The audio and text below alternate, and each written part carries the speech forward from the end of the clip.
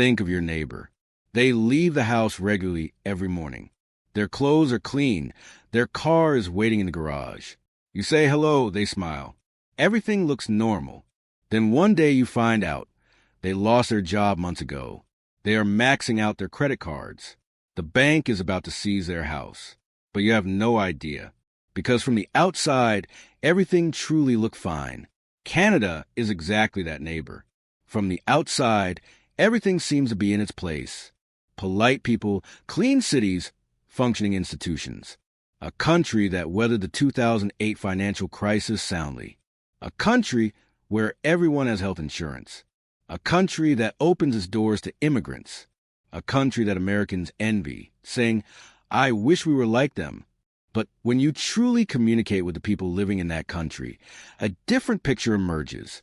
Even couples working good jobs, earning a combined $120,000, cannot buy a house. They wait for months to see a doctor. Every month, they sink deeper into debt. It is becoming increasingly difficult for them to imagine a better future for their children. And no one can explain exactly why this is happening. Because this collapse isn't like Venezuela. It's not like Argentina. There are no fires in the streets. Currency rates aren't collapsing and grocery shelves aren't empty. Newspapers aren't running headlines about it. Politicians aren't declaring a crisis. This collapse is progressing in a much more sinister way. Silently, invisibly, accumulating over the years. By the time you notice, you are already in the middle of it. If you want to understand Canada's collapse, you first need to understand what makes it so silent. Because Canada isn't experiencing dramatic crises. There is no currency in freefall, no government default, no hyperinflation, no mass unemployment. On paper, everything is stable. GDP growth is positive. Unemployment is relatively low. State institutions are working. But these figures cover up what is actually happening. They say the GDP is growing. True, but how is it growing?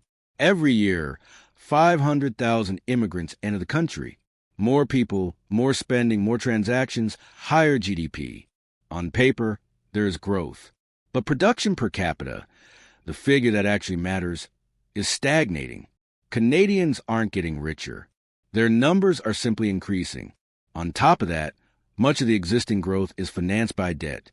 The average Canadian household owes $1.80 for every dollar earned.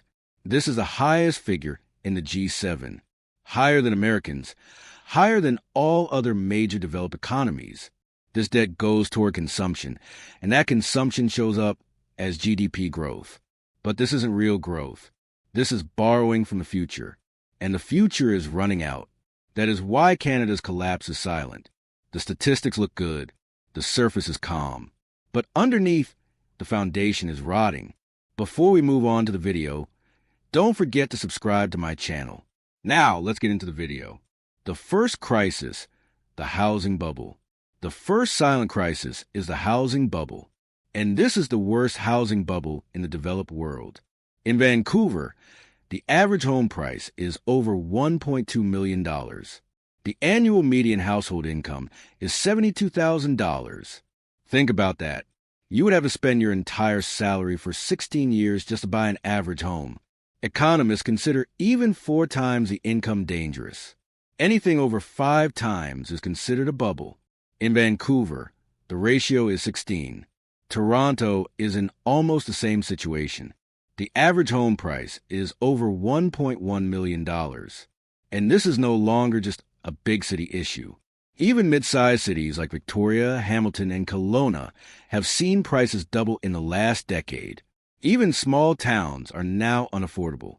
Imagine a well-paid couple earning $120,000 a year together. This income is well above the median in Canada. This couple still cannot even get a mortgage for an average home in Toronto or Vancouver. Banks don't see them as qualified. They are permanently locked out of the market. Homeownership has ceased to be a goal for them and has become an impossible dream. And if the bubble bursts, it won't just be homeowners who suffer. Everyone will. Because 30% of Canada's GDP is tied to real estate. Construction, renovations, mortgage transactions, real estate commissions, housing loans. The entire economy is built on the assumption that housing prices will never fall. but bubbles always burst. There's not a single exception in history. And Canada's bubble is larger than America's 2008 bubble. Household debt is higher. Home prices relative to income are higher. The economy's dependence on real estate is higher. When the bubble bursts, banks will face risk, mortgages will default, and construction will stop. And millions of people who viewed their home as a retirement plan will discover that their homes are worth less than their debts. So why doesn't the state intervene? If it does, it will cause prices to fall. Falling prices mean millions of angry voters who own homes. No politician wants to face that electorate. The central bank is also cornered. If you raise interest rates, the housing market collapses. If you keep them low, the bubble grows and inflation stays high. There's a bad scenario in both directions. There is no good option, only bad and worse. Thus, the bubble continues to grow, silently, until it can grow no more. The second crisis, immigration policy. The second silent crisis is immigration, and this is a topic discussed most in whispers in Canada. Anyone who speaks loudly is immediately labeled racist, xenophobic, reactionary. So, no one speaks openly. But everyone is aware of it. The numbers are clear. In a country of 40 million people, more than 500,000 immigrants arrive every year.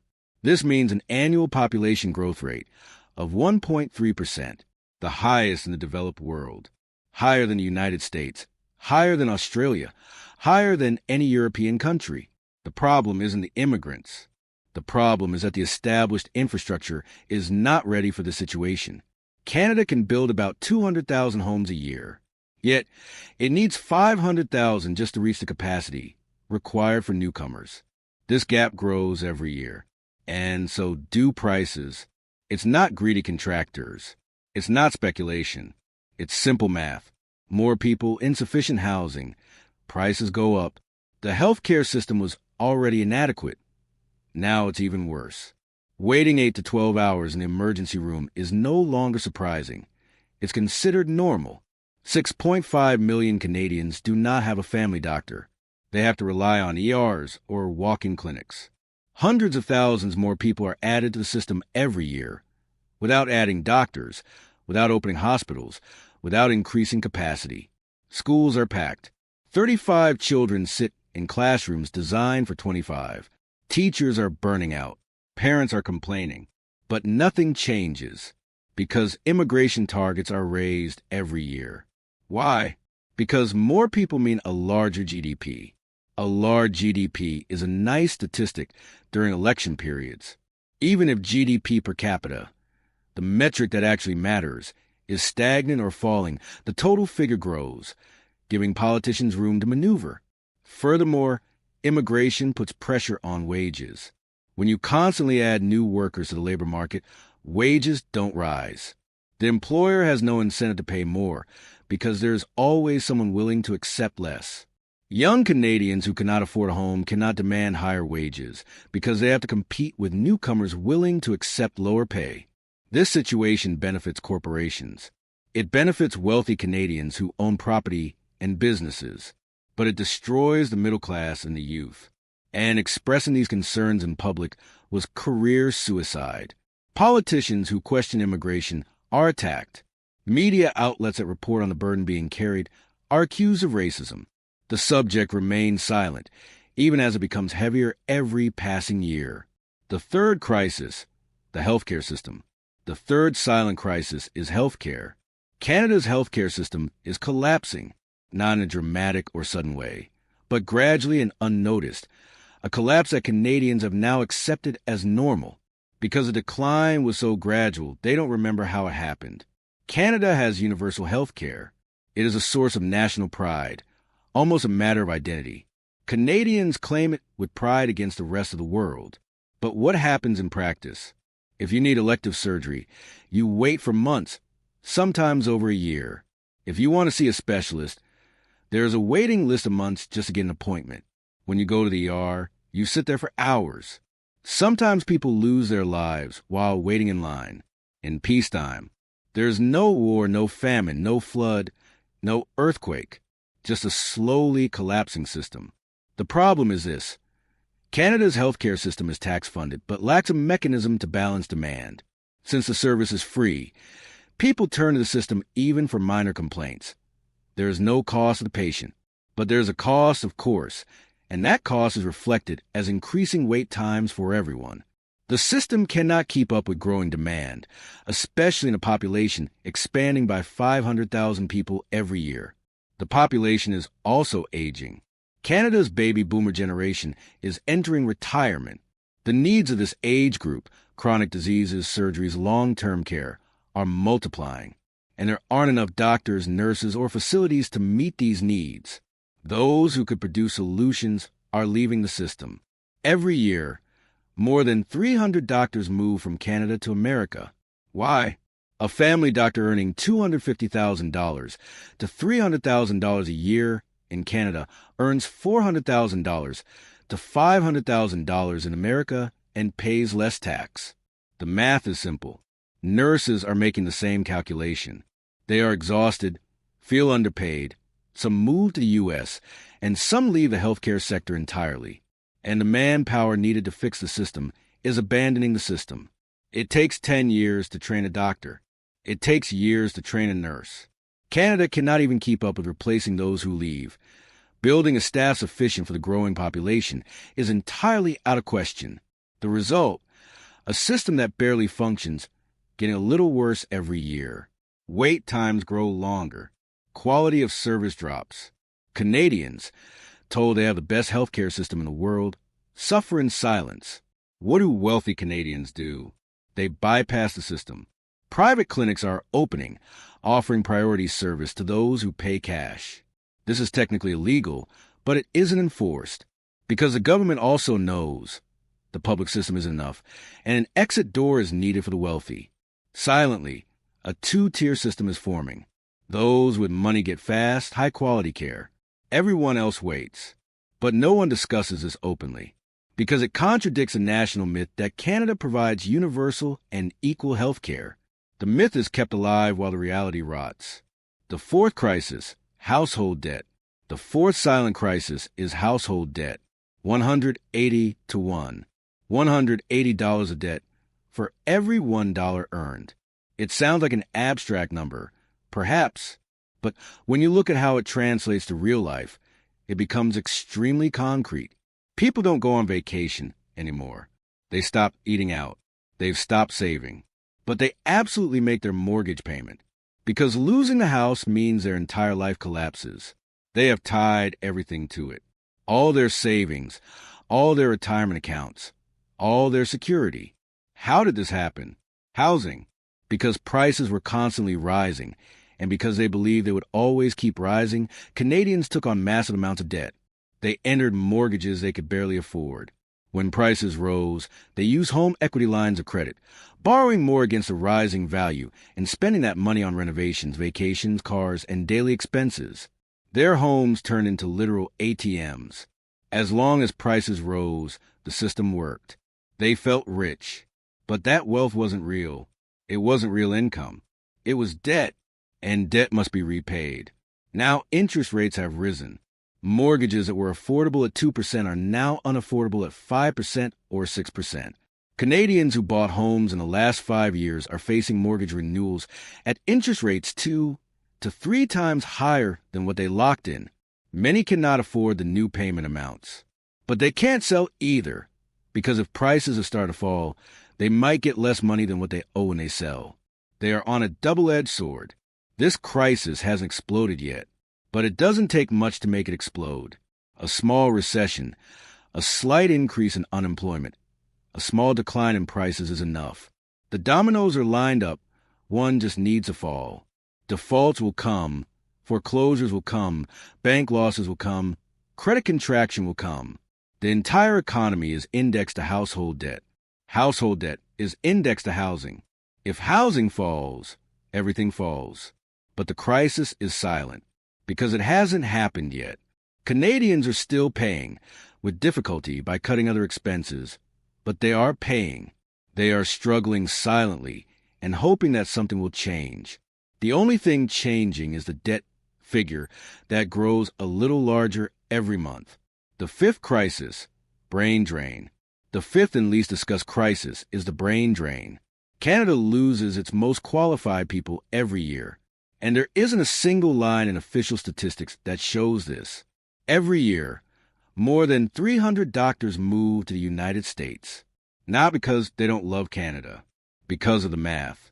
High taxes in Canada, low salaries compared to America, and a system that is suffocating to work in. In America, they earn more, pay less tax, and work with more autonomy. The same calculation applies to tech workers. A software engineer in Canada earns $80,000 to $120,000 a year. In Silicon Valley, the same engineer earns $150,000 to $300,000. On top of that are stock options, and on top of that are lower state taxes. What is the reward for staying in Canada? A deteriorating healthcare system, a home they can never own, a tax burden that gets heavier every year, bureaucratic hurdles to building a growing business. The answer is clear. Anyone with an option is considering leaving. And this isn't limited to doctors and software developers, engineers, skilled tradespeople, entrepreneurs. Everyone who is qualified has an option and can see what's coming. Because Canada has become a place where it is increasingly difficult to get ahead. Taxes are high. Housing is inaccessible. Starting a business is hard. Regulations are stifling. The government is busier redistributing wealth than creating it. The result is striking. Canada imports low-skilled workers through mass immigration and exports high-skilled workers through brain drain. This is economically devastating because high-skilled workers pay the most tax. They start the businesses. They drive innovation. And they are leaving. What is left behind? A population that is older, less productive, and more dependent on state services. These services require taxes. Taxes are placed on an increasingly shrinking base of productive workers. This is a death spiral, and it is operating silently. No one runs headlines. There is no news report saying Canada lost 10,000 high-income individuals this year. But it is happening, and every person who leaves weakens the foundation a little more. Why is everything so calm? Why do all these crises remain so silent? Because the country is still functioning. The lights are on. The state is working. People are going to work. There is no hyperinflation, no currency crisis, no mass unemployment. It's not like Venezuela. It's not like Argentina, where there is no visible catastrophe. People do not panic. The collapse is hidden in statistics that look good on the surface but hide the decline underneath. GDP is growing, but from population growth and debt, not productivity. Employment is stable, but wages are stagnant and housing is inaccessible. The government says everything is fine, and most people, in the rush of their lives, believe it, or they feel that something is wrong, but cannot put it into words. They feel poorer, more stressed, more trapped, more tired. They feel like they are working harder and getting less. But the TV and newspapers say the economy is strong. So people think the problem is with them, that they aren't working hard enough, not saving enough, not being smart enough. The problem is not with them. Problems are blamed on external factors: COVID, global inflation, supply chain crises, Russia, climate change. Everything except domestic policy failures. This allows the collapse to continue without resistance, without accountability, and in silence. How will the great destruction begin? The silent crisis will not remain silent forever. One day, it will begin like an avalanche, and it will start with housing. Prices will eventually fall, not by policy decision, but because nothing can rise forever. When prices start to decline, mortgages will shake. Banks will tighten credit conditions. New buyers will pull out of the market. Construction will stop. The real estate sector, which makes up 30% of the economy, will contract. And if that sector collapses, the rest collapses too. Then comes a recession. Unemployment rises. Taxes fall. The government deficit grows. A state that already cannot balance its budget faces a real fiscal crisis. At that point, it becomes impossible to handle an annual wave of 500,000 immigrants. A country in recession cannot carry that burden. Social services are overwhelmed. People divide into camps. Political tension escalates. And most importantly, the brain drain accelerates. Because those who can read the signs of intelligence will use their last opportunity to jump ship. They were already waiting to go. When the avalanche begins, they act without hesitation. What remains? A country that is poorer, more indebted, older, less productive, and much harder to climb out than today. Final word. As it looks now, everything seems calm. But this silence is not a sign of well-being. This is like something slowly accumulating, like the calm before the storm. All of this is already happening. Right now, beneath the surface, invisible to most, but inevitable. Canada isn't collapsing like a building on fire. It is collapsing like a water leak that no one notices for years, slowly rotting the foundation from within. The structure is still standing. People are still living in it. Looking out the window, everything looks normal. But one day, at an unexpected moment, very few things trigger it, and everything suddenly gives way. When that day comes, no one will truly be surprised, because the signs were already there. It's just that no one had said it out loud. Thanks for watching. Leave your comment. Don't forget to like the video.